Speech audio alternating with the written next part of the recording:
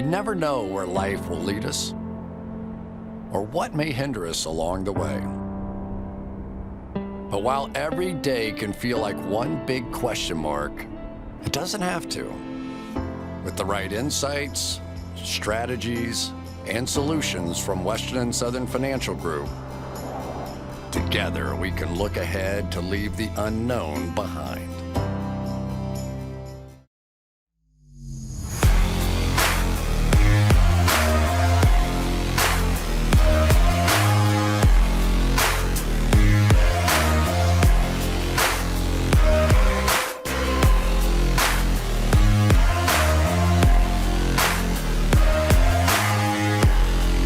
Not a lot of news today, Mike. The Catch and Early Buzz segment is barren. Anything of note that you saw? I mean, there's obviously a lot of transactions today, but all of them are practice squad level, bottom of the barrel transactions. I was going to say, we got all newsed out from the massive Monday, Tuesday spree of cuts, trades, waivings, claimings, all that.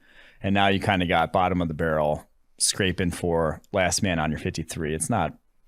It's fantasy time is what it is. It's fantasy draft time. Absolutely. Catch an Early Buzz right now. Go to PFF.com and use promo code KICKOFF30 to subscribe to PFF and get access to all of our fantasy content, analysis, etc. We never talked about the Bishop Sycamore thing, though. Oh, yeah, we did. I wanted to talk about a Monday show, and you're like, this isn't really a story. And I'm like, this is actually wild. No, it blew up. Trust me, this is a story. Your takes. Hilarious. And it's kind of interesting because there was a team like that kind of formed. So I played, just for some backstory, I played in the super small conference in basketball, and it's like with a bunch of other like small like Catholic schools in the central Illinois area. And all of a sudden one year, one of them had this new coach come in who started like recruiting players nationally. And all of a sudden there was they were a terrible, terrible team, like not good basketball. And all of a sudden they had like 4 Division I recruits on their team and just shithoused us. Like this team just like ran all over us. And they started playing like national games. And it reminded me of that, just like, how do those things come into existence? I don't know. But it always seems slimy. Like anytime it's like the coach seems like he's kind of a dirtball every time those things kind of come together. And that's Bishop Sycamore. I appreciate the grind. I appreciate the grind of the coaches and the players trying to make that happen. I don't, because it always feels like you're taking advantage of kids when those things are the case. Like it's always like you're using these kids IMG, for your benefit to try to make yourself look good. If anything, IMG took benefited themselves blowing them out 56-0. But yeah, either way, out, so. I think the biggest L is obviously ESPN. Like that was, how do you not vet to the point where know it's a real school? Yeah, it was basically like the Manti Te'o story again. Mm-hmm. Like ESPN just like no background checking, no vetting of a thing that looked like it was very easy to vet if a school exists or not. Yeah. And it doesn't exist. What were your favorite and least favorite tried jokes from Bishop Sycamore? I saw the Manti Te'o girlfriend cheerleads for Bishop Sycamore no short of 55,000 times. Yeah, the Manti Te'o one was played. That one wasn't a great one. I know any Manti Te'o jokes just in this day and age, it's over. Like that, the ship has sailed. Not just even as a Notre Dame homer. It's as anyone in polite society. The joke was too beat to death. I think my favorite ones were people saying they're declaring for Bishop Sycamore, or like Cam Newton to Bishop Sycamore. That's not bad. That one was, because that ties recency with recency. Yeah. Newton being released. That's not bad. That one wasn't too bad. All right, but no more. You don't make a Bishop Sycamore joke anymore. Stop. It's over. It's kneecaps. We'll add it to the list. Kneecaps, Bishop Sycamore. If you're trying those, I don't care how clever it is, you're gonna fail. Let's go ahead and get into these AFC and NFC North division previews. The rebrand to tailgate allows us to approach these a little bit more, consistently attacking every single team in the NFL. Also, you don't have to mention the rebrand. They don't care. That's true. People don't care. No, no one cares. Football talk. Yeah, no one cares. Okay. All right, let's start with the AFC North. Baltimore Ravens. I'm going to read off some numbers here first, and then we dive into some of the specifics. Yes, PFF sir. Power Ranking heading into 2021 NFL season, the number 5 overall team. Their PFF projected wins are 9.8, whereas DraftKings has their over-under win total at 11.0. Playoff odds sit at 60% in 2021, the 6th best odds of any team. That is what I have from a number standpoint. Yes, and I will be giving the fatal flaw. The biggest reason to be concerned about all these respective teams heading into this season, to me, for the Ravens, it's the passing attack.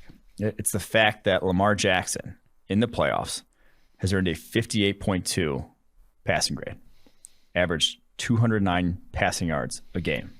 in his career and 13 points per game as an offense. And yes, they drafted Rashad Bateman in the first round, but he's hurt. Your status quo in your passing attack coming into this season, you have the same weapons that you did. Now, Rashad Bateman will come back, but he's still a rookie wide receiver. Relying on him to make that difference, I don't know if it's going to. So basically, you have to hope that Lamar Jackson, year 4, looks like a different passer against better defenses. Because with a still not so great receiving core. If you just look at his splits against teams that play in Ohio versus teams that don't play in Ohio, it's kind of concerning. It is. It straight up is. He has feasted on the Bengals and Browns in his career and has graded out as an average quarterback against every other team in the NFL. So is that a shot at the Browns and Bengals defenses? Yeah. Oh, I mean, for sure it is.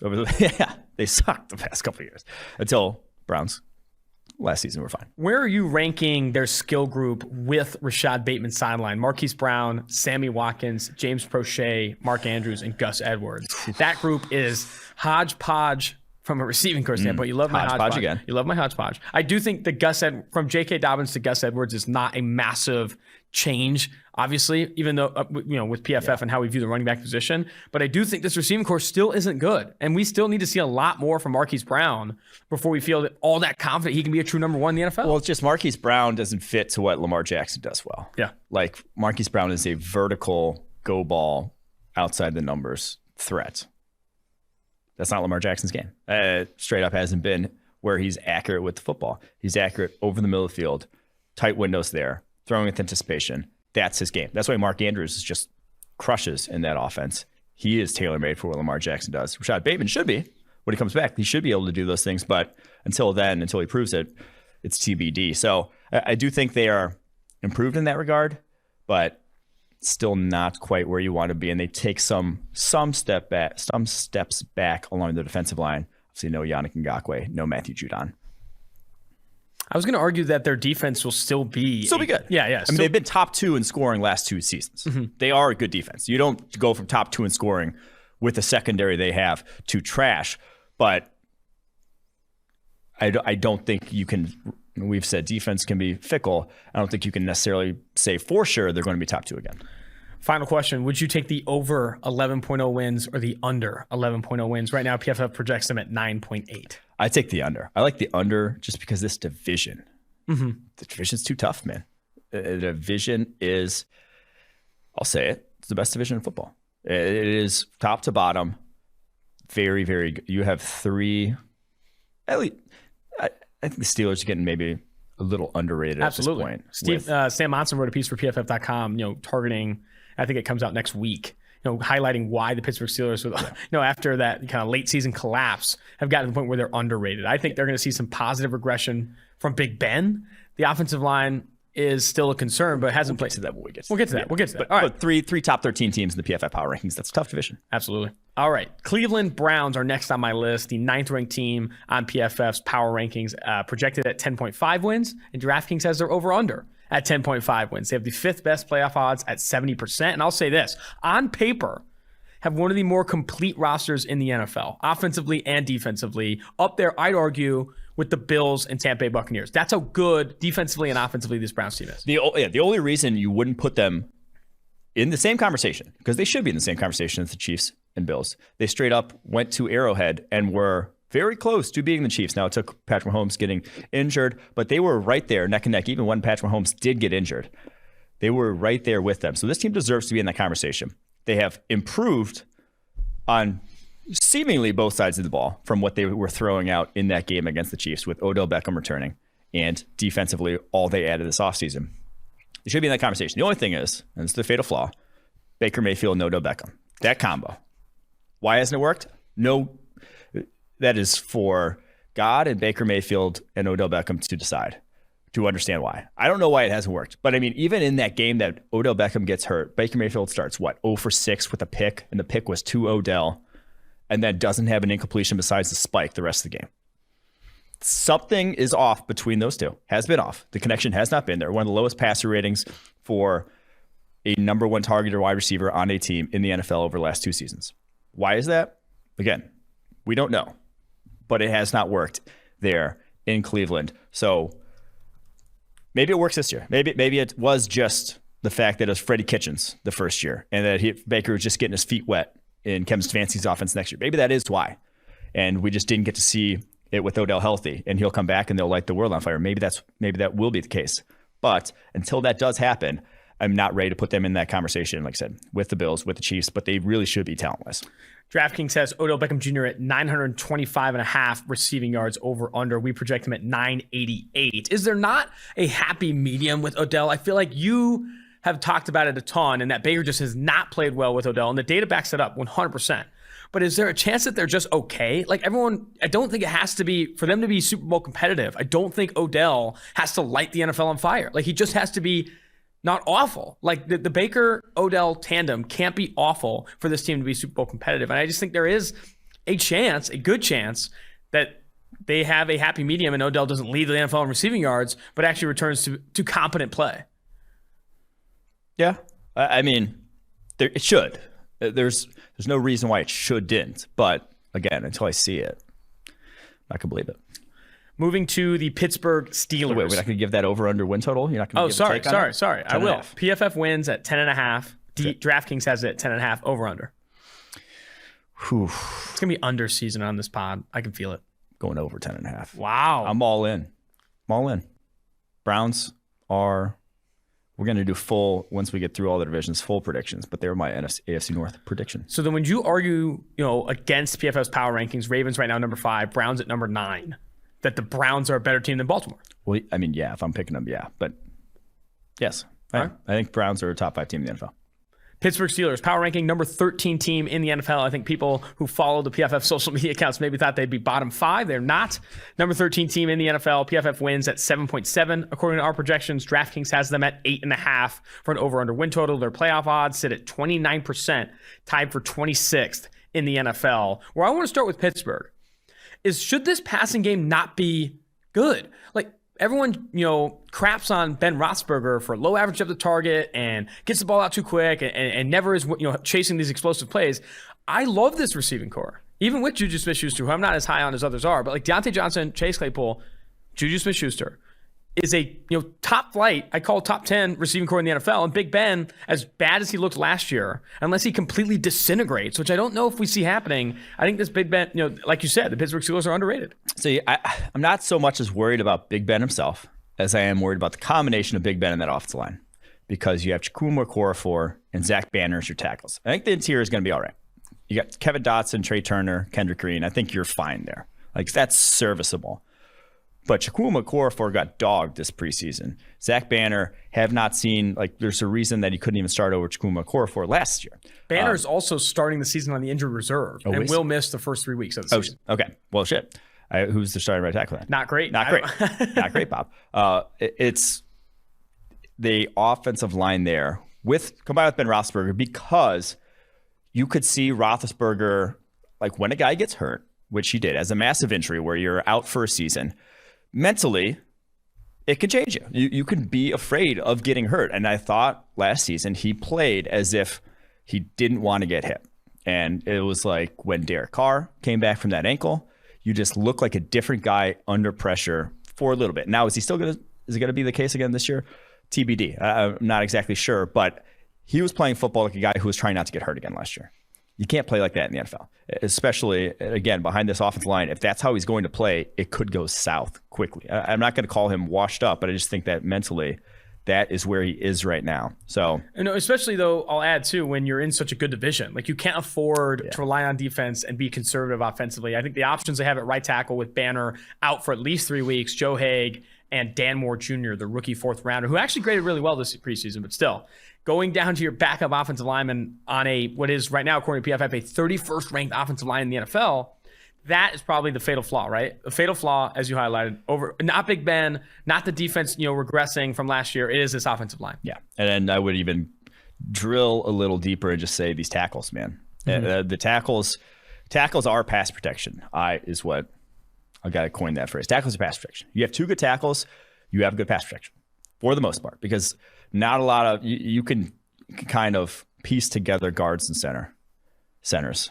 Offensive line Twitter wants you dead. I know. But if you have two good tackles, it's like kind of like the Chiefs the past handful of years. They've been throwing out a mishmash of guards and centers, Lauren Duvernay, Tardif, whatever, like guys who are kind of, they found off the scrap heap, but it worked because you have Mitchell Schwartz and Eric Fisher, basically, who you can trust to win one-on-one every time. And you don't have to chip. You don't have to have tight ends stay in. You don't have to do these other things that will bring your offense to its knees or kind of change the structure of your offense. You have two tackles that you can count on to operate. So that's how I feel. And I feel the opposite way about the Steelers' offensive tackles. I think the data backing that take is also that the worst guard or center in the NFL allows 30 pressures in a single season, whereas the worst offensive tackle in the NFL allow 80 plus, 90 plus. You can have legitimate liabilities at tackle if they aren't good, and I would argue that the Steelers are not. Moving forward to the Cincinnati Bengals. Give the over under DK wins. I suck. 7.7 PFF wins is what we're projecting. DraftKings has it at 8.5. Over or under 8.5 wins, Mike? Over 8.5 wins. Wow. Because it's still an elite defense. It is still a top three. Like, I feel, we talked about the Ravens being number two in scoring defense last year. I believe it was number 2. Steelers are going to be still in the top 5. They are top to bottom, a top 2 to 3 D line in the NFL. You've got Joe Schobert for pennies to pair with Devin Bush, who comes back, and you still have a secondary. Hayden Fitzpatrick, you still have enough playmakers in that secondary to get by to where I think that can get you in the building, especially with the wide receiver talent they have. Like, this team is good enough to go over 8.5. Cincinnati Bengals, the 4th-ranked team in the AFC North, according to PFF. They're power ranking the number 27 overall team. PFF has their wins at 7.5, according to our projections, and DraftKings has it at 6.5. Already favoring the over in Cincinnati. Playoff odds at 28%, just 1% lower than the Steelers, and the 28th ranked team in playoff odds. Cincinnati, is it not? What does this offense? I think it's Zach Taylor. I think Zach Taylor is the fatal flaw for the Bengals in that he has no excuses, in my opinion, even with that offensive line, no excuses to not put together with Joe Burrow and that receiving core a top 15 offense. And if they don't, I think that could be it for Zach. So, yeah, the fatal flaw to me is the coaching staff. Unchanged coordinator positions and head coach from last year. 2 years of the staff intact. They have not finished above 26th in EPA per play on either side of the ball in either year of their tenure. And now, I'm not saying that they should have been making the playoffs with the talent they have. They're obviously not a playoff caliber roster, but if you were a good coaching staff, you could overcome. Like, this is a defense that had talent enough to be an average defense last year. An offense that had talent enough to be an average offense last year. They weren't close in either regard. Exactly. And I think that's why that number 15 number is the most important. Like, I'm not even asking top 10. Like, they need to show they can be an average to slightly above average offense, even with a 25th ranked offensive line, according to PFF. Like, bottom 10 year, they added Riley Reif. They obviously drafted Jackson Carman. They let go of Michael Jordan. It's going to be interesting to see where this offensive line performs, but I don't think it's the death knell. I don't think it's the fatal flaw. I honestly think it's play the cards you're dealt. And were they dealt a good offensive line? No, but I'd lean Steelers having more wins in a lot of ways. And obviously their defense is a lot better in those things. But still, I don't know. The Bengals, in my opinion, early after the draft, were kind of this sleeper to win the AFC North. I remember some people talking about their odds and maybe, they're better odds than the Steelers. I like them more than the Steelers. Now, I don't know, especially with Joe Burrow's injury. I just don't have a ton of confidence in this coaching staff improving leaps and bounds. Yeah. So DraftKings has them at 6.5 wins. Take the under. Taking that one. Yeah. Too good of a division. Exactly. A lot of question marks. How many games are they winning in the division? How many times have they beaten the Browns and the Ravens? 0. It would be a tough ask for them to beat either of those teams. Maybe you take one from the Steelers. So you're 1-5 in that division. That's just, I don't see, they're too much of an uphill climb. And again, with the staff, with Burrow coming off the ACL, having barely played this preseason. I mean, what? He had a throw. He had a screen this preseason. A drop by Jamar Chase. Yeah. And then the Jamar Chase drops and whatnot. I don't trust this roster, sadly. I don't think they're too far away. I don't think they're too far away, just not this year. When you're considering, kind of bottom feeder teams, like we said, the number 27 ranked team on PFF's power rankings. I think something I think about a ton is that this is a team that has to stay near perfectly healthy because they lack depth at so many different positions to actually even hit the high side of where they should be. Because offensive line's already bad. Receiving core is obviously talented, but still you lose one of those big names. And again, like the tight end room is one of the worst in the NFL. Defensively, this has been, like you said, a 26th ranked defense over the past 2 years. That's concerning. I will say they got a goddamn steal getting BJ Hill for Billy Price. BJ Hill is a quality run defending defense tackle. And now that the Giants have like 6 of them on their roster. Like they could afford to lose him. I'm not going to say the Giants. I'm going to say it's a bad deal for the Giants, but great deal for the Bengals because they weren't going to start Billy Price. And now they get a starting DT for him.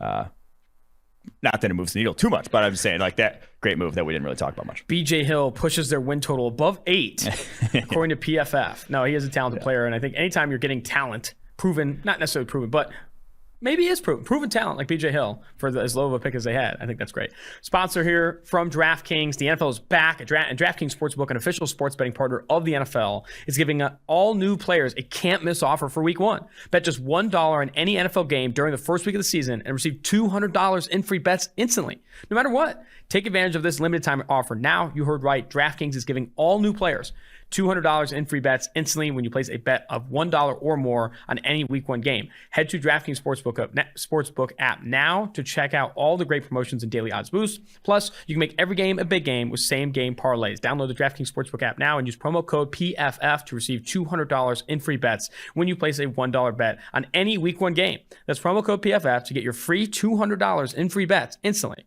For a limited-time offer at DraftKings Sportsbook, an official sports betting partner of the NFL, must be 21 years or older, New Jersey, Indiana, or Pennsylvania only. New customers only. Restrictions apply. See DraftKings.com/sportsbook for details. Gambling problem? Call 1-800-GAMBLER. Or in Indiana, 1-800-9-WITH-IT.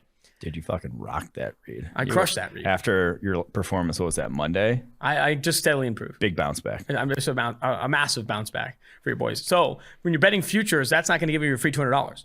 You need to bet on a Week 1 game. Go to PFF Greenline on PFF.com to identify value. There was value early in the slate on the Jets. I think that has changed now. Yeah, but and move out of Ohio. Oh yeah, you have to bet in those New Jersey, Indiana, or Pennsylvania. But you can't win them all. You can't win them all. NFC North, starting with your Green Bay Packers. PFF Power Ranking, the number 4 overall team according to PFF's Power Rankings. Their win projection is actually an 11, which is high. When you're projecting like the mean projection for wins, you often see lower than what DraftKings will have. But still, DraftKings at 10 for the season. So you could maybe be leaning the over. According to PFF, their odds for the playoffs is 81%, the 3rd best odds in the NFL. Yeah. Just love where Aaron Rodgers is at mentally. He's just free. He's like that. He's taking no prisoners. Yeah, he really is. I do think he's going to run it back in a big way. Like I was worried about the offensive line. That was their fatal flaw. You got Bakhtiari on pup. You got Poppy. Corey Linsley over in LA doing his thing. So you're replacing him with Elgton Jenkins kicking out to left tackle, which I'm actually not too worried about that. Elgton's dude. He's going to be fine there. But then kicking inside, probably Lucas Patrick, Royce Newman, your starting guard tandem there. But Royce Newman looked good this preseason. Josh Myers, okay so far. TBD on when he actually, has to face a real deal nose tackle. But it's not going to be a liability. You have a good offensive line still. That's a top 15 offensive line in the NFL. And when you have a top 15 offensive line in the NFL, you can be an elite offense. I think all of your hype around Green Bay is this offense. Is Aaron Rodgers on a complete tear with Devontae Adams, this last dance mantra that they're chasing. Mm-hmm. Even with, what's going to be an injured offensive line for at least 6 weeks of the season, I still feel really confident in them coming out guns a-blazing. Now, I would not position them ahead of the Tampa Bay Buccaneers. I do think that's the best team in the NFC. I'm not going to go out and be crazy and say that. Like, this is not a complete roster. They have holes. Wide receiver 2 is still an issue. Defensively, cornerback 2, still an issue. Linebacking core is nothing short of cheeks. Like, it's not good, but that doesn't. We just saw, over in LA, number 1 scoring defense had a worse linebacker core last year. So that's not a massive, massive issue. There are holes, but this team is going to light up scoreboards. They have still an insanely talented secondary outside 100%. Of that cornerback 2 position with their safeties, Darnell Savage, Adrian Amos, obviously Alexander, a top 3 cornerback in the NFL, only improving, should be, and it's still a good pass rush. So I'm going over 10 wins. I think over 10 wins. It's just health. Stay healthy. This team goes over 10 wins. Especially for 17 game schedule. yeah, this is still a team that should own the North again. Yeah, I would lean the over here, sticking with where PFF projects this team. One more question I have for you is that cornerback 2 spot. I guess both. Wide receiver 2 and quarterback 2. Who should be the starter for both those? Whew. So as much as Kevin King got absolutely Toasted. Yeah, buttered, Jalen Mills, Creamed, whatever you want to say. Jalen Mills. He was not that bad. Like, that was the worst game he's ever played in his NFL career. He had been better than that. Obviously, had been returning back from injury, was not the same. It's not like he's not a complete liability. I think you should see better play from Kevin King this season. So I do think that he starts. Obviously, you're still not great. You're still not where you'd like to be at the cornerback position. Eric Stokes, we'll see how he does. He looked a little up and down this preseason. Obviously, limited reps, didn't get enough to see about him to really know. But relying on rookie cornerbacks is always a difficult task. So that's kind of how I feel about the defense. Like, it's good enough with how elite this offense is. It's good enough, especially when other teams they have to pass. But it's not their strength for sure. On to the Minnesota Vikings. PFF's tied for 18th team, according to our power rankings, projected at 7.8 wins. DraftKings likes them a little bit more. 8.5 wins is where their win total is currently positioned. Their playoff odds at 34%, the 19th best team in the NFL. I'll say this. How much is Eric Eager? I know. A known Vikings hater. I think he has a caveat in this model for any team that starts Kirk Cousins. Fair. He's like, if Kirk Cousins is your starting quarterback, it's like a log function multiplier. That didn't make sense. What the hell? Where it just like it inverts your win total to. I'm still figuring that one out. Nerd shit is basically what it is. Nerd shit. Quinn coming over the basically top. takes it down a notch. So I think they're being a little harsh on them. I think this is going to be a top 5 defense in the NFL. Really? I do. Patrick Peterson, I think he was kind of done in Arizona himself. He down year last year was. I don't think he's only 30 years old. Like, I don't think he is washed up. I just think that was kind of end of his run. He needs a new change of scenery. I like Cam Dantzler into year 2. Him by the end of last season was a quality starter in the NFL. He was played very well down the stretch. You have obviously Harrison Smith still there. You get paid a lot of money Danielle too. Hunter back, and you have the biggest thing: actual defensive tackles this year. You can actually stop the run with your front 4: Danielle Hunter, Michael Pierce, Dalvin Tomlinson. That is enough to stop the run. And Sheldon Richardson there as well. You have guys there that can do it. So and Mike Zimmer, as much whatever say what you want about him as a head coach, defensive minds in the NFL, he's probably top 3 defensive mind. That guy knows how to scheme up a goddamn defense. So I think that this Minnesota Vikings team, 8.5 is way too low in my opinion. This team could challenge, and I think will be right up there neck and neck with the Packers in the NFC North. Mike Renner calling the Vikings a top 5 defense. Mike Zimmer a top 5 defensive coach, or top 3 defensive coach. Where would you position Kirk Cousins in the quarterback rankings? So that's the fatal flaw here. Kirk Cousins, primetime games, Monday night games, big games. He's come up woefully short over the course of his career. So I could see why Eric Eager, noted Minnesotan, would hate Kirk Cousins. Because he goes to the postseason, 133 postseason dropbacks. He has a 59.9 career pass grade, 7-35 against teams that finish the season with a winning record. You know that you're not that guy, pal meme. That's Kirk Cousins in big games. He's not that guy. But so I could see why you'd be. But regular season against the Detroit Lions, Kirk Cousins is going to go for 350. Regular season games against average teams, he is money. And he has lit it up over the course of his career, and he has 2 top flight wideouts still. And what should be, knock on wood, improved offensive line if Christian Darrisaw comes back healthy here. So I do think that this is a team that looks, like I said, over for 8.5 wins. Chicago Bears, tied with the Minnesota Vikings, I believe, tied for number 18 on PFF's power rankings, projected at 7.1 wins. DraftKings has them at 7.5. Playoff odds at 24%. That's 29th in the NFL. Where are you at with them? What is their fatal flaw? Fatal flaw here, and this is something I wouldn't wish upon my worst enemy, is cutting both your starting tackles and your number 1 cornerback.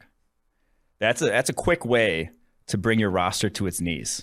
We just talked about pass protection as tackles. well, maybe don't cut both your starting tackles, roll in with a rookie who has to have back surgery and won't play this year. It's not going to be good. 7.5 wins. Bang the goddamn under there. I like this, that the 2018 Bears defense ain't walking through that door. Was it 2018 was the year? 2018 Bears defense ain't walking through that door. The secondary, Jalen Johnson, your number one cornerback, who had, encouraging rookie year, but I'm not ready to crown him heading into year 2. Eddie Jackson at safety, yeah. But then Tashawn Gibson, Kendall Vildor, Duke Shelley, Khalil Mack getting a little-ish up there in age, although I still feel like Khalil Mack's fine. Still got a very good defensive line, but the back end of this defense, it's worrisome. And then the offense having 0 in the way of tackle pass protection is going to be scary. Or I don't care who's starting. Bottom 5 offensive line, bottom 5 quarterback room. See ya. I mean, that's where the Chicago Bears are right now. And they're expected to start Andy Dalton, which is not even going to chase an aggressive offense. It's going to be very conservative. I'd argue, too, like Allen Robinson's great, and you just said you're not going to crown Jalen Johnson. I'm not going to need to crown Darnell Mooney. I like Darnell Mooney, but as a true number 2, I do think that this receiving core maybe has been overhyped, and I don't know if Andy Dalton or combination of Andy Dalton and Justin Fields is going to be able to lead a legitimate offense in the NFC. Well, it's just like Andy Dalton had a better situation last year in Dallas. And still played like shit. Yeah. So what do you expect him to do? It's going to look like his last year in Cincinnati, honestly, is kind of the closer corollary to what he had. He's used to playing behind shit offensive lines, though. Yeah. That's experience. Experience matters. Just Fields isn't. That's why he's starting. Now, I do think that conversation, though, Fields will start at some point, but it won't be right away. It'll probably be 5-6 weeks in. Last team in the NFC North here, last team for this segment, Detroit Lions. They're actually the number 32 ranked team, the dead last team according to PFF's power rankings. Maybe Deshaun Watson playing in Houston, that percentage chance it happens, keeping Houston Texans from the doormat of the NFL. Their PFF wins projection is 5.4. Their over-under win total is 4.5 on DraftKings. Playoff odds, 9%, 31st in the NFL. The fatal flaw is this entire roster, or what's your take? Well, the fatal flaw is, Jared Goff's weapons. Jared Goff has been used to a receiving core that features, at its peak, 3,000-yard type of wide receivers. Right now, you don't even have like an 800-yard type of wide receiver in this receiving core.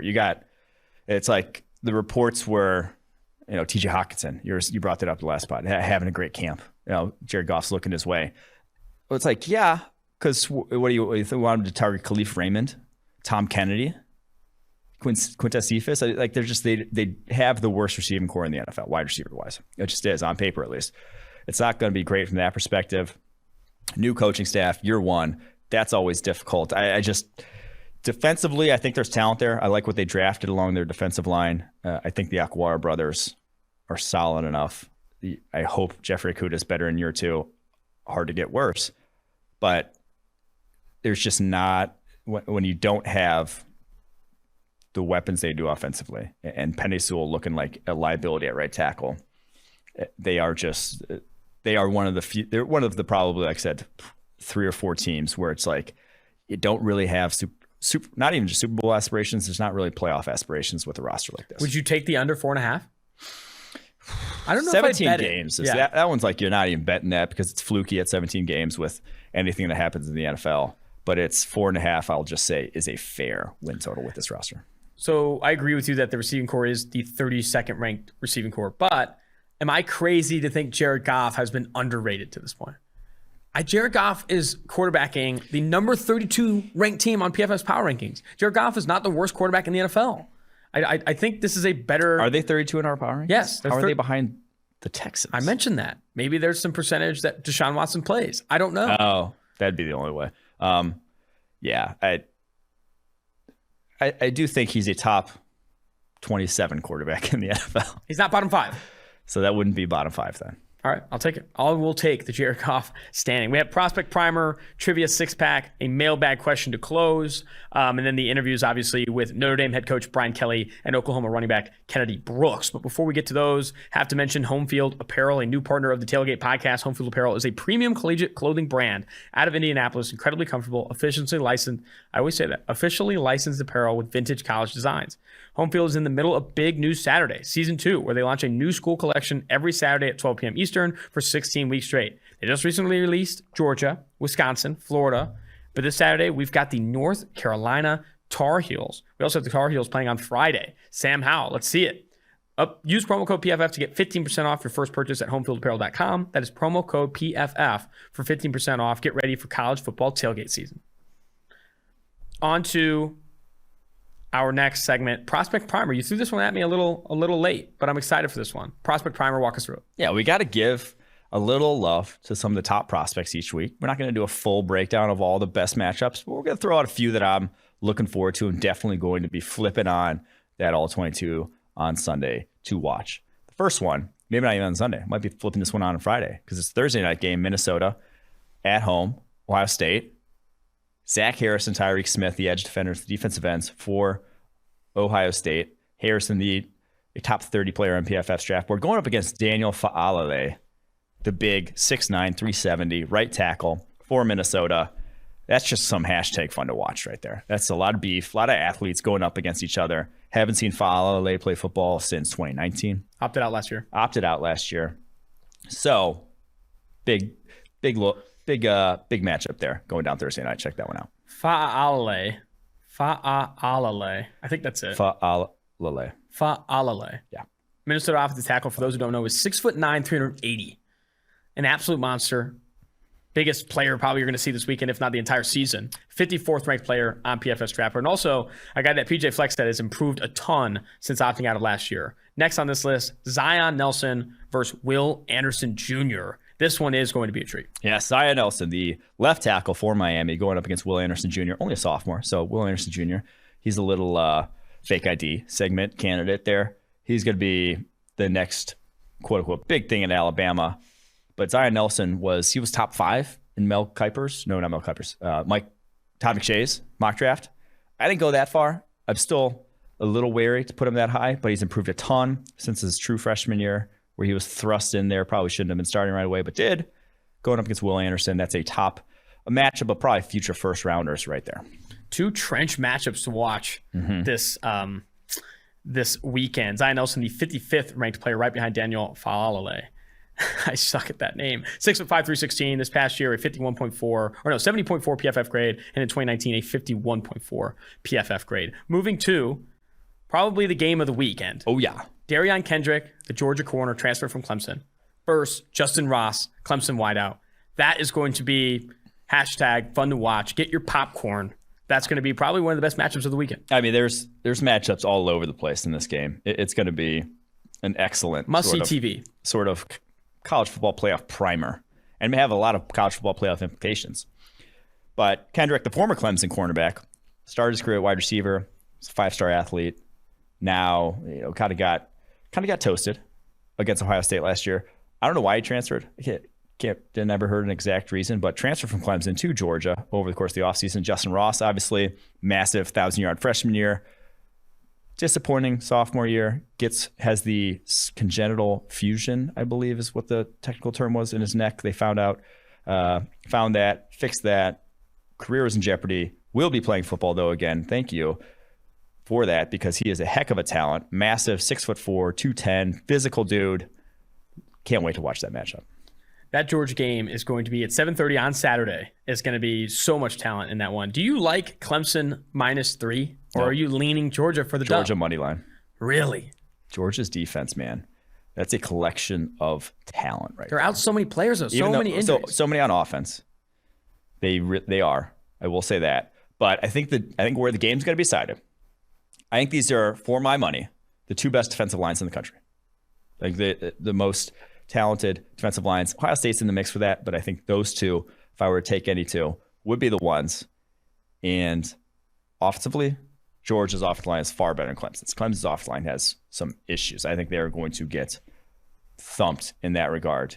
DJ going to be running for his life a little bit. So that's where I think the game gets decided. We are on to the Trivia 6-Pack. It's a Thursday frequent flyer in terms of segments here. Mike Quinn, producer Mike Quinn, a guy that everyone knows and loves, is going to read off questions to us, 3 of them, I believe, or 4 of them, I believe. And then we have some Know Your Co-Host questions on the back end. Yeah.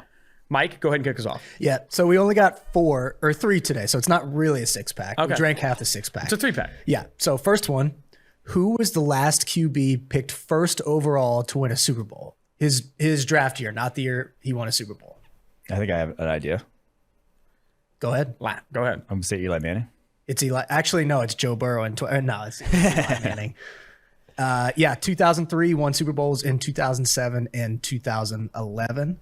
You guys ready for a I second? forgot he was the number 1 overall pick. That reminds me of that super disingenuous tweet by, who was it, that said, like, there hasn't been a quarterback drafted number 1 overall who won a Super That's Bowl right. with his franchise, just like because Eli Manning got drafted by the Chargers and John Elway got drafted by the Bucks or whoever it was. Colts. The Colts. Then both end up winning Super Bowls, but not for the team that drafted them.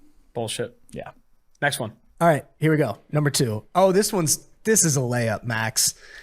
Number 2, Austin, if you don't get this, Oh. it's Raiders. well, we'll just go into it.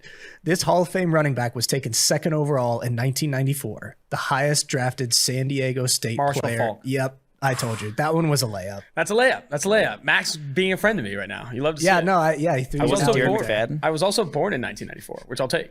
All right, here we go. Last one, number 3. Know your alma mater. Name the last 5 first-round picks from Notre Dame. Do you guys want a hint, or do you know You're it? not gonna no hints. There's no way I'm going Mike, to know you need this. to get this. There's no way I'm going to know this. Mike Jerry McGlinchey. Tillery, Mike McGlinchey, Yep. Quentin Nelson. Yep. Oh, shiza. This was good. Tyler Eifert. Or is Negative. that too far back? It's too far back. far He's been back. 5 My since then. Ronnie Stanley Yep. and Hint for the last one. Jalen This- Smith. No, you didn't. No. No. The first round. He's second round. Damn it. Offense. Offense. Oof. Why am I so bad at this? I have no idea. I don't either. I'm What is it? probably another offensive lineman. Will Fuller. Will Oh, Fuller. I'm an 2016. idiot. We're all idiots. I All suck. right. Personal know your co-host question. What hairstyle did I have in middle school? Oh gosh. Knowing you, you probably had like a mohawk. I did have a mohawk. Let's Bonus point. What color was it? Green. Fuck, you got it. That's it. I had a green Jalen mohawk. Mills, baby. Love to see it. You were a trendsetter. All right. Mine is, how old is my dog Riggins? 6. Named after Tim Riggins.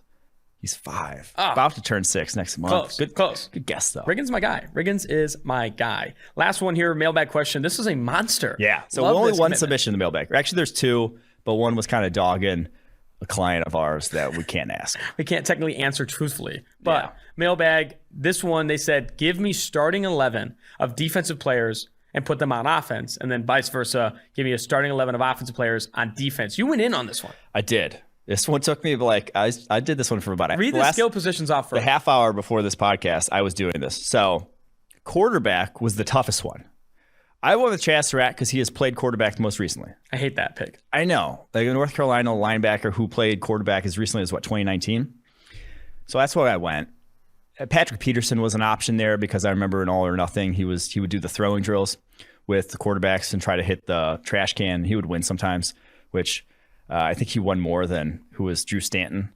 I think so he's more Patrick accurate Pearson's than a better pick than Chaz Surratt. Maybe we go Patrick Pearson there. Because we're going to run the triple option. Yeah. Wide receivers, we went Jalen Ramsey and Derwin James. I debated Xavier Howard. He's got good ball skills. I think he could probably be a wide receiver also. But those are the 2 I went with. Tight end. Tight end was tough. I wanted a little bit more speed here, but I think Myles Garrett, so he's like 275 and runs a 4.64. If he trims down 10, 15 pounds, he'd be in the 4.5s. That'd be the nice speed you want. Obviously, J.J. Watt has played tight end, but getting a little up there in age, doesn't have the speed you want. I like Garrett. So Myles Garrett's my tight end. Running back, Devin White. Bucks linebacker, 4.4 speed at 230. That'll play. Yeah, that'll do it. Fullback, Micah Parsons, 245, running a 4.4. Yes, please. Like that. Pretty much That's any player that's like 220 plus and runs a 4.4, it should be your running back. That's who I want leading through the hole. Oh, man, I can't believe I left off actually Nick Bellore on this team because he's a good two-way player. He can do both. No. But maybe QB. yeah, left tackle Eric Armstead. If you'll I like remember him back in the day, he was a 5-star tackle coming out of high school Got to chase length. and wanted to play defensive line. Said he didn't want to play tackle, so he goes to Oregon and plays defensive tackle there. Vita Vea at left guard, or like Mike Iupati clone. Love that fit. Center had to get him in here. Aaron Donald. That one's a no-brainer. I almost thought about putting Aaron Donald at running back. Fullback actually. even. Or fullback. But center, you needed the athlete there. Right guard, Quinnen Williams.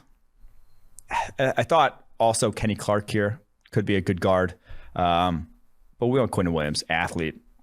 if we wanted to run some stretch plays, Quinnen will do that for us. Right tackle Chris Jones. I think he could easily step in and play tackle for us. Defensively now. Armstead and Jones at tackle I love. I thought that was going to be harder, but Armstead and Jones, 2 long arm guys, athletic. I think that was a win. I thought DeForest Buckner too could fit in at right tackle was my other option there, but Chris Jones, he goes there. Defensive side of the ball. We got some beef heading up our DTs here. Quentin Nelson and Tristan Wirfs. Love that. You want line of scrimmage to get reset? Get Quentin Nelson and Tristan Wirfs in there. I also thought Trent Williams could be, but he's a little up there in age. Let's get the younger guys in. Edge was tough. But I think tight end's obviously the biggest corollary, but body type-wise. George Kittle, Kyle Pitts. Those are my edge rushers.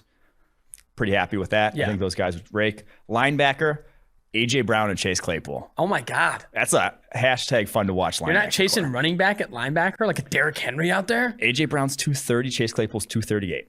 Those guys, those are good athletes. Change of direction ability. Running backs, they just don't have the length. I wouldn't say like you want a little bit longer. I don't think I put a single running back on this roster. Wow. PFF continues to just rough. I just don't need guys that are beat up, you know. I mean, Derrick Henry along the edge would be. I think Derrick Henry could come in and replace Kittle or Pitts. I could see that. Cornerbacks now. Stephon Diggs at 1. That one with his movement, skill, speed. I think that one's a no-brainer. Terry McLaurin at the other. A little bigger, but 4.3 speed. Yep. Like that. My nickel, Deebo Samuel. Need someone that could tackle. Need a little bit more physical there. 5'11", 215. Deebo gives me that. Oh, shit. I doubled up. I effed this up, actually. Strong safety. You have Deebo Samuel as Deebo well. again. Why'd I screw that up? Who was I going to put at strong safety? It was going to be a different wide receiver. Well, I screwed that one up. It was going to be, who it was going to be? It was going to be Cooper Kupp at strong safety and then Tyreek Hill at free safety. Tyreek Hill at free safety was an obvious one. I think the strong safety one, are you not looking for a little more beef than Cooper Kupp? I wanted like the change of direction ability and coverage. He was a really good 3-cone guy. Could use a little more beef though. Could use Who more are you beef. thinking? I'm trying to think in my head right now. Thinking like a running back? That could be where a running back. Yeah, running back and strong safety. Javonte Williams maybe there. Oh, wow. That could be a guy. What about McCaffrey? What about him? You don't like McCaffrey at strong safety? I mean, you need someone that's going to bowl someone over at strong safety. You don't think McCaffrey's going to bowl someone over? Not like Javonte. Fair enough.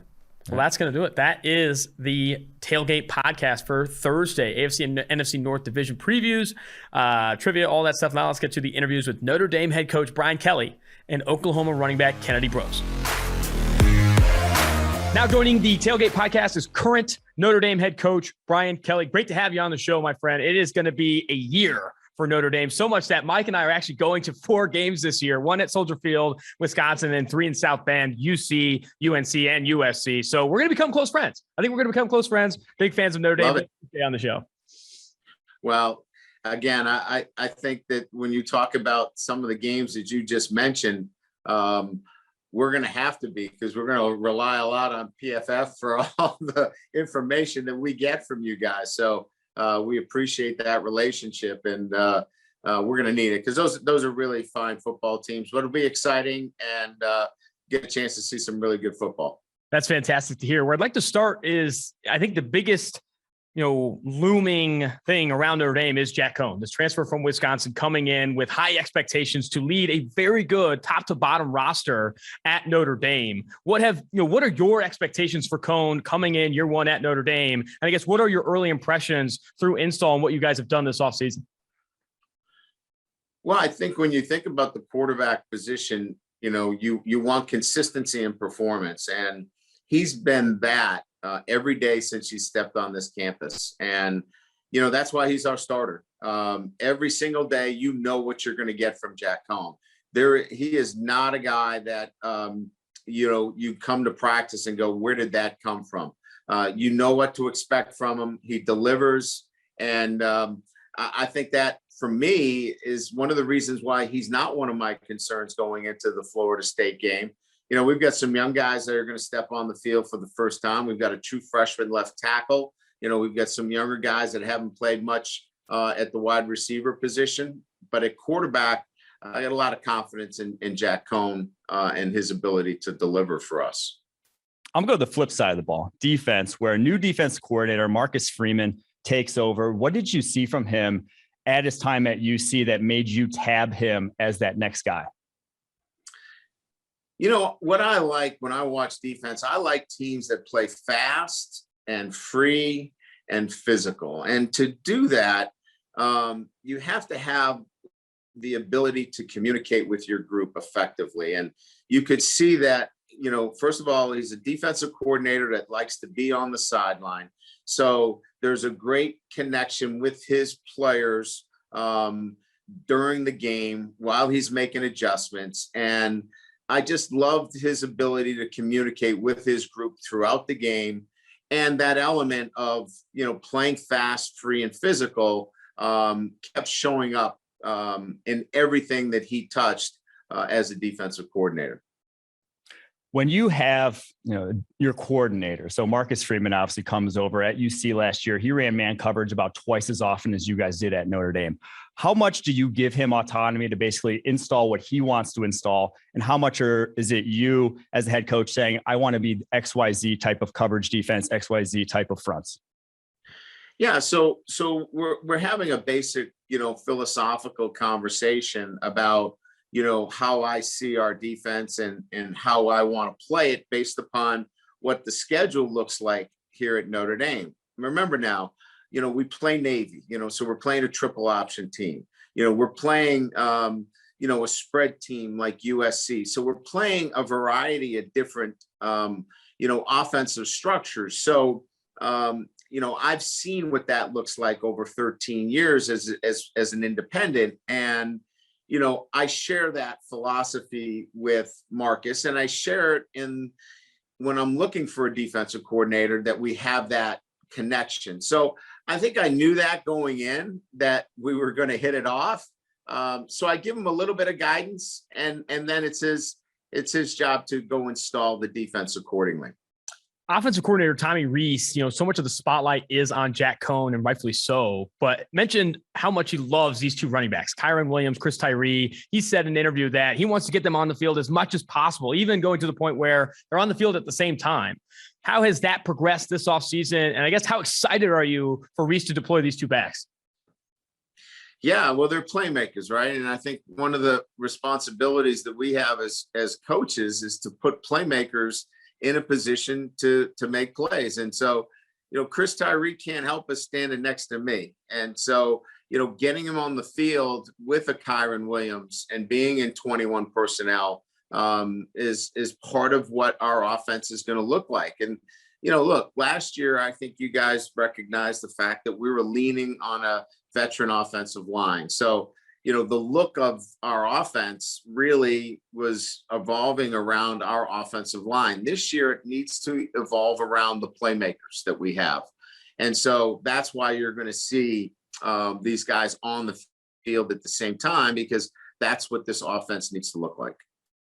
Another guy in that offense who's from right down the street here in Covington, Michael Mayer, tight end, electric freshman year. Notre Dame, obviously known for their tight end pedigree, a lot of good ones over the years. How good can this guy be in the sort of history of Notre Dame tight ends? Yeah, I get that question asked quite a bit, and it's a difficult one to answer, as you know, because, you know, I've had such great tight ends here at Notre Dame, and each one of them, you know, can stand on their own 2 feet as, you know, the best, right? That have come out of Notre Dame. Mike's in that category. He does some things that are so unique. I think the thing that I think Mike does that I think in some instances for me separates him is it's effortless. It comes so easy to him. You know, catching the ball at full speed, never breaking stride, the ability to go up in traffic and make the difficult catches. You know, those are separators from great to elite. And that's what we're talking about. We're not talking about good to great. We've had great tight ends. What makes you elite? And I think that those are some of the things that I pointed out that make him elite. So he's not the only uniquely sort of talented individual in that roster. You got a guy on defense by the name of Kyle Hamilton, who top 5 on PFF's 2022 draft board. Have you had a guy over the course of your coaching career that is as versatile in his skill set and what Kyle Hamilton brings to the table? No, I don't think we've had the kind of versatility that he brings because of his length. You know, length makes up for so many things. You're a step behind, but you've got the reach to knock the ball down. You can get to a tackle. Obviously, with his size, the ability to fit runs, you can do so many things with Kyle Hamilton. He's in so many windows in the passing game that he disrupts throws and timing. No, he's a unique player. And a lot of that is by virtue of his athleticism and his size and length, that I've never had a player that plays that particular position, the safety position, and plays it at such a high level. We've seen in recent years with guys like Isaiah Simmons coming out in the draft or Derwin James, where they have similarly a unique sort of, they can do a lot of different things. And defense coordinators oftentimes say they're worried to draft those guys, or worried to carve out a role for them that takes advantage of that, because once that guy goes down, or if that guy goes down, then you can't have a guy to step in and replace that role. Is that something that you guys have had discussions about as a staff?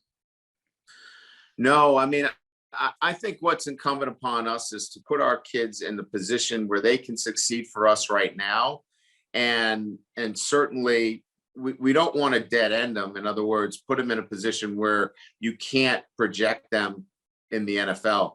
If you can't project Kyle Hamilton as a safety in the NFL, that's your fault. I mean, I can't help you there.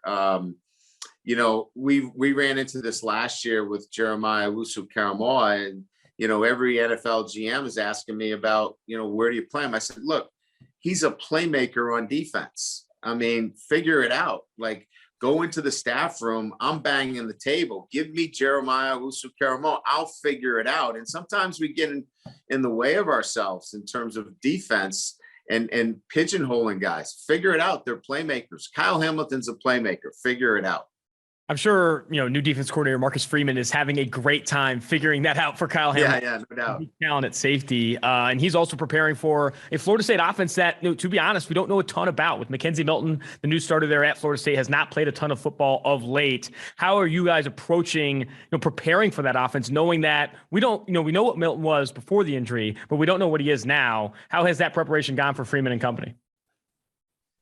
Well, you have to prepare for both quarterbacks, right? I mean, Milton certainly is an outstanding quarterback, and I think everybody knows about the work that he did at UCF, and certainly outstanding. But I mean, to me, this is Travis's offense. I mean, this offense has been set up. Mike Norvell likes a running quarterback, so we're preparing for the runner and Travis. And if things don't go well, Mackenzie Milton, we know about his ability to throw at a high level, but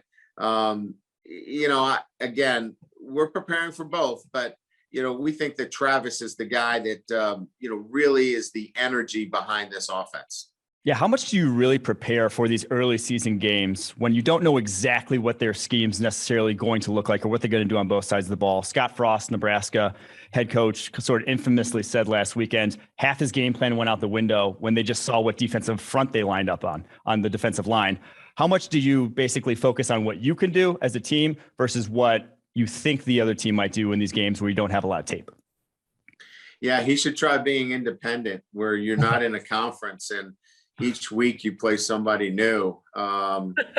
Yeah, I mean, I don't know what Scott, meant by that, but I mean, you have to prepare your team for 3 down and 4 down because, that's what's out there. And,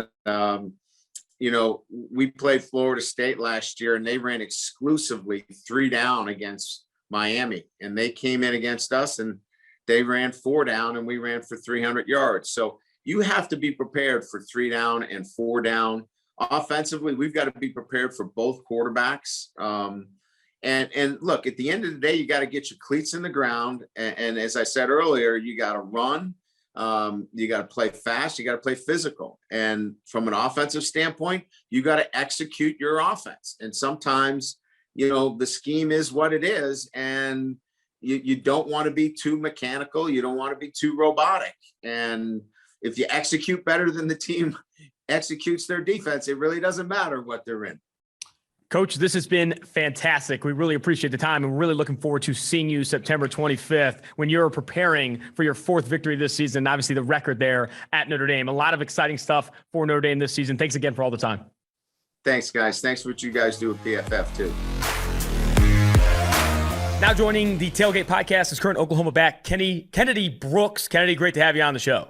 Hey, appreciate it. Thanks for having me, man. Do you go by Kennedy or KB? I feel like if anyone's initials are KB, you kind of have to go by KB. Yeah, so a lot of my teammates, a lot of people I'm close with call me KB. People outside of football just call me Kennedy. So it's either one. There you go. Well, I'll stick to Kennedy for now. But where I'd like to start is obviously looking at this past season and what your priorities were over the opt-out. What were you prioritizing in the offseason? I know you were looking to get more explosive, fixed diet, fixed weight room, all these different things. I guess what were your goals over the opt-out season? And I guess how do you feel about the results? I'm very happy about the results. See, my goal was to to better myself, better shape, lean down, be more explosive, like you said, and it came out good. And honestly, I'm probably in the best shape, the best speed, and best explosive I've ever been. So I worked on all aspects of my game, with catching the ball, running routes, is everything. So I was just prioritizing everything, honestly. Yeah, that's probably the best way to do it. What weight are you planning to play at this season? 214, 215. Gotcha. Very cool. And where'd you play out the year before? Obviously, the opt-out. Ooh, the year before, man, I was heavy, man. I was a little bit chubby. I was around 217 to 218. Gotcha. There you go. That's only a couple pounds, man. That's not too heavy. You're good. Nah, it was heavy. It was major heavy. Couldn't even run at that weight. I was like, ooh, I got to drop this. That's incredible. Yeah, during the season, like I'm 214 right now. I'll probably during the season, I'll probably stick around 212, 213. So yeah. There you go, man. That's awesome. Good to hear. Some recent news that's coming out of Oklahoma.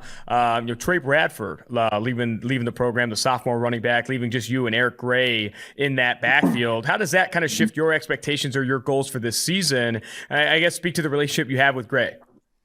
It really don't shift anything. Man, it's sad that he left. I don't know why he left. But other than that, I mean, the goals are still the same, man. I just want to go out there, have fun with my teammates, and just prove that I'm the best out there in my position. I mean, that'll always be the goal. I mean, that should be everybody's goal if you have goals. I mean, if you're ambitious and want to be big. So that's and my relationship with Eric. I mean, we're close. I mean, he helps me out a lot, man. He been pushing me a lot. So man, he's a great guy on and off the field. So I'm actually really happy that he's here.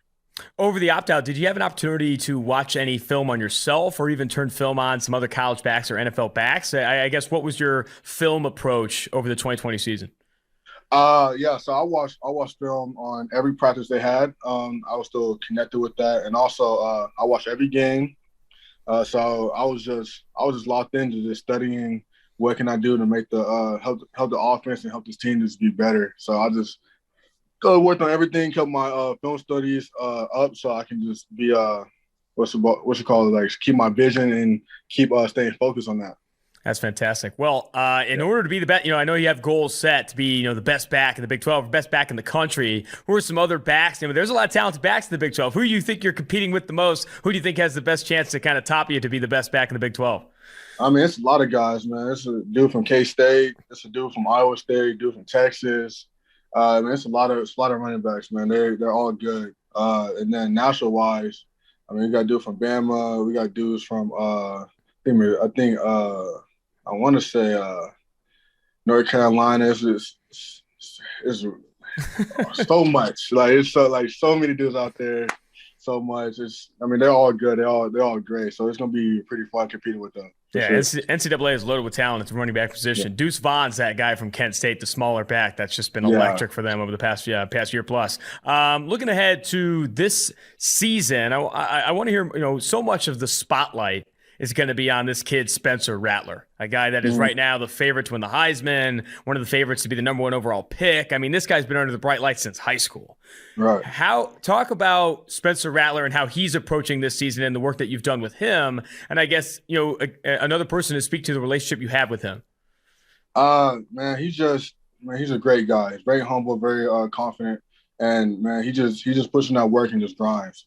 Man, he don't really think about all them big things. He comes in every day, try to get better himself that day. So I mean, coming in, he's a great leader. Man, he just pushes everybody to be great, and he helps me out a lot. We talk a lot during practice about what we need to see and what needs to happen. So this will be my first time ever playing with him, so it'll be really exciting, man. He's very electric too. Yeah, that's awesome that the first impressions are all that humble and confident. I think you kind of have to block some of that stuff out. If you're Spencer Rattler, everyone expects you to be fantastic. It's sometimes harder to kind of, play under those expectations. Same question goes for Lincoln Riley. Lincoln Riley has had a ton of success at Oklahoma and has honestly put, everyone in that offense in a very good position to score a ton of points. Right. I guess give me your opinion of his coaching style and how much he's helped this offense. I mean, his coach style is great. I mean, he puts in that humble and that confidence in all of us. So, man, he don't even think about the big time stuff. He comes in, hey, man, if we're gonna have goals and we want to do what we say we want to do, we just gotta come in and get better every single day. So he just pushes us. He grinds with us. Man, we're honest. Without him, we probably wouldn't be here. I mean, all the coaches, man, they push us to do so much great things, and without them, man, they make it easy on us. So they do all the hard work. We just playing. Couple more questions for you, Kennedy. I'll let you go. Fans are back in the stands in 2021. We're going to have Oklahoma full stands there. I know you have Tulane in the first week, but man, what is a game on your schedule right now that you have circled in Sharpie to be excited to play in this year? I don't know. Man, it's every team, man. I don't look over nobody's. I mean, there's so many great teams, so many great competition out there. Since I wish I played last year, but they played against them. I can't wait to play against Texas and Iowa State, man, and Kansas too. Those 3 teams, they lost to them last year, and then they lost to K-State and Iowa State last year, but it was a tough game versus Texas. So I can't wait to play in those atmospheres, man. It's gonna be crazy. It's gonna be exciting. God, man, I just can't wait for it. It's gonna be pretty cool. Dude, I am looking forward to that as well. This college football season is going to be one for the history books for sure. Last thing for you, Kennedy. I know you currently have a way for fans to subscribe to a service or a website that allows them to text you all throughout the season as much as they want. Talk more about that and plug that. It's by all right, so it's by subtext. So you can go. It's called Chop It Up with KB or Kennedy, either one. And you can literally subscribe. It's $5. It's free for the first 14 days. And you can just text me, ask me any questions. I mean, all throughout the month, man. I'm good at responding. I'm good at being active with my fans. That's why I wanted to do this. I'm doing this for y'all, and I just can't wait to start that and get closer to y'all, man. I love trying to get to know people, and I love to answer any question that anybody has. That's awesome, man. I might have to fire you some texts before that Texas game just to make sure you're mentally prepared. I'm going to give you a scouting report. Get you a scouting report. Really appreciate the time, Kennedy, and we'll have to get you on again soon. Best of luck this season. Thank you. And also, I'm coming out with a brand with my logo on it. The shop's going to be called Kennedy Brooks .store. It's coming out. It will come out today. So, man, it would be pretty cool if y'all support me and wear my stuff, man. It's pretty cool. Absolutely. I'm going to have to fire you some texts, get a KB shirt. I don't know. I might be the Kennedy Brooks' biggest fan after this. Who knows? We'll see how it goes, man. Yes, really appreciate the time, man. Thanks again. No, thank you. Dude, you absolutely crushed that Brian Kelly interview. You don't come in on a lot of head coaching interviews. You were in there a little nervous. You could see it. You crushed that. You absolutely crushed that. I was shaking, in fact. It was because I was freezing cold, actually. In the studio is cold. But I bring my A game when I'm with the Notre Dame faithful. You got it. I mean, obviously, the most interesting thing from there. He brought his A game. He brought his A game. Kyle Hamilton's the most versatile player he's ever had. Spoke highly of Jack Cohn and Michael Mayer.